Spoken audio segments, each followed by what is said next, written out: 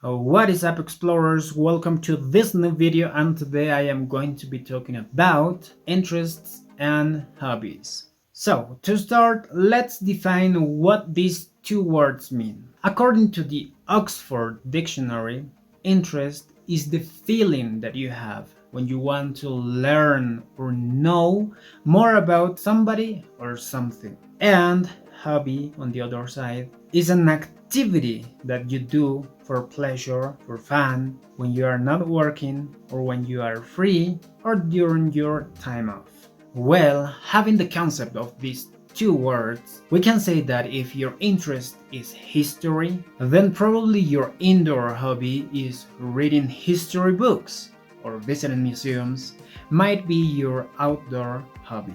Anyway, I know that all of us have different interests, different hobbies, and it can vary from person to person, and our ages and our cultures also influence in this matter. For example, an older person hobby might be reading books, while a young person will prefer to play video games, right? This makes our world and human beings so diverse, and that is why every one of us is special and unique. There's not anybody else just like you. You are unique in this world and you are so special. And that, my friends, is very good. Because imagine a world where everybody had the same feelings, or everybody thought in the same way, or a world where everybody wanted the same thing as you. It'd be boring, don't you think so? Well, let's talk about some hobbies and if we can learn something from them, or if we can obtain some benefits practicing a certain type of hobby. I've been doing some research, and a lot of people agree that their main hobbies include reading, listening to music or watching some videos, practicing sports, traveling or exploring new places, photography or videography, learning languages, writing, dancing, volunteering or community involvement, and art. Okay, now having in mind all the hobbies that have been mentioned, let's talk a little bit about each one and what we can learn from them or gain from them. For example, reading any book, newspaper, magazine, or whatever you read, you are going to learn something new. Reading shows you that you can follow your passions. You can imagine a magic world where everything is perfect. And reading also helps us to reduce stress. So it is very good. Then we have listening to music and watching videos. Now tell me, who doesn't enjoy listening to music? I am fairly sure that everyone does. Well, listening to music lowers our stress levels and it elevates our mood. So if you're feeling sad, listen to music and you are going to feel better. And it also strengthens our learning and memory abilities. And watching movies or any type of video also helps us to know more things. For example, if you like watching funny videos, you're going to laugh a lot, and that is very good. Remember that there is a saying that a day without laughing is a lost day. So laugh every day. Don't forget that. And then, if you like watching documentaries, as I do, you learn a lot about wildlife, earth, pollution, the global warming, important topics that we can learn, that we can obtain from watching videos. Continuing with the list, we have practicing sports. And it doesn't matter what kind or type of sport you practice, because it will always be beneficial for you, considering that exercising in general develops self-discipline and patience. And now, practicing team sports even create opportunities to improve leadership, communication, and interpersonal skills. So it means that practicing sports doesn't only help to improve our physical appearance or our physical health, it also improves our mental health because it lowers our stress levels, and people who exercise tend to be more concentrated or more focused in their daily routines. Now let's see what we can learn from traveling or exploring new places. Traveling can prove that you are not afraid of stepping outside your comfort zone and learning new things. You become more flexible and you can adapt easily to changes. And traveling, you expand your knowledge. You understand better to other people and you tend to be more tolerant.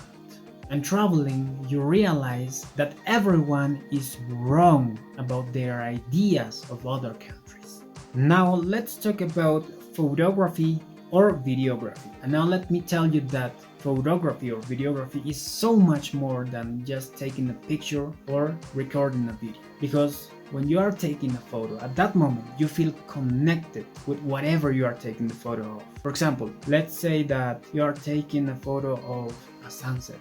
You feel connected with that moment and you feel that emotion and you express it in the picture. Or if you're taking photo of a certain type of animal or a landscape, you realize that our world is so beautiful. It's a marvelous place, and you realize that you have to respect nature and protect it.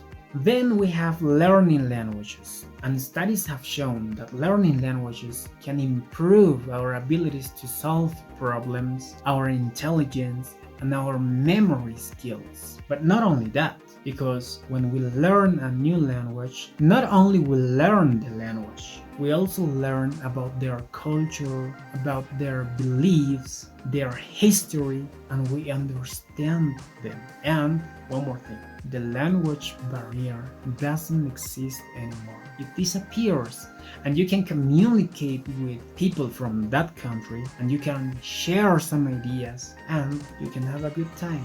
Continuing, we have writing. And we all know that communication is the heart of every organization. And now, writing novels or publishing scientific reports give a clear representation of your written communication skills. And now you can always improve your writing skills. You can start writing a diary, for example, and you are definitely going to improve your writing skills. But not only that, you are going to improve yourself as a human being. Because when you're writing a diary, maybe you had a problem with somebody and you argued, and then you analyze, and then you think about the things that you have done or words that you have said. Then you say, maybe I shouldn't have said that. And then you say, I am going to improve. I am going to go the next day and apologize from that person. So it makes you a better person and it improves your life. And then we have dancing. Let me tell you that dancing is not just fun. It is a social activity that teaches collaboration skills. So when you go dancing, you collaborate with other people and you communicate with them. You share your ideas. Not only about dancing, you can start talking from another topic, maybe politics, maybe, I don't know, whatever your interests are. Then we have volunteering or community involvement. Volunteering shows a lot of initiative and strong morals. It also teaches organizational and leadership skills, because when you volunteer for something, you are not only learning from them, you are also going to share your experience with your family and your friends, and you can save the world. And we need more people just like that. And last but not the least, we have art. And art helps us to develop our concentration. Because when we are working on an art project, we tend to be focused on the project. And it also improves our patience, because every art project takes time and a lot of effort.